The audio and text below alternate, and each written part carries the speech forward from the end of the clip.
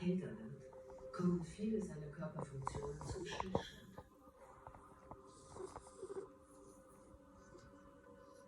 Sein Herz schlägt nicht mehr.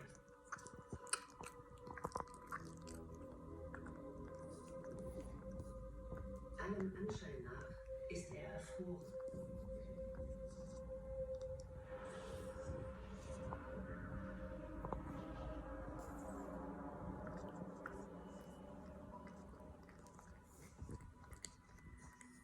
Doch wenn der Morgen anbricht, bewirken die ersten Sonnenstrahlen ein kleines Wunder.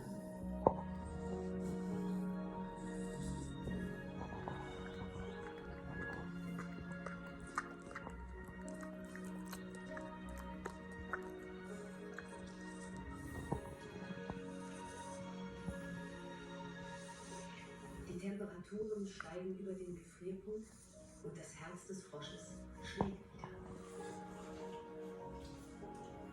Seine Zellen enthalten eine hohe Konzentration von Harnstoff und Glucose, eine Art körpereigenes Frostschutzmittel.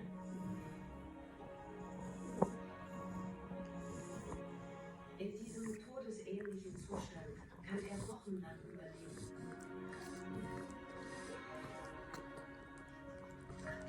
Diese einzigartige Fähigkeit macht ihn zum nördlichsten Frosch der Welt.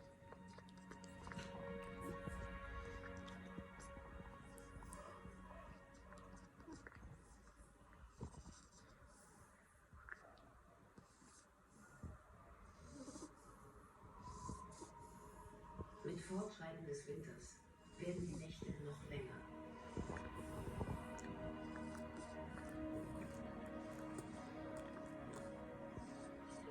In Japan kämpft eine weitere Spezies um ihr Überleben.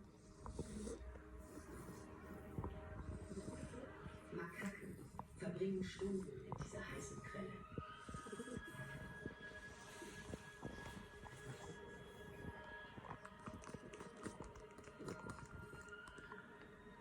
Das Wasser ist 50 Grad wärmer als die Umgebungsluft.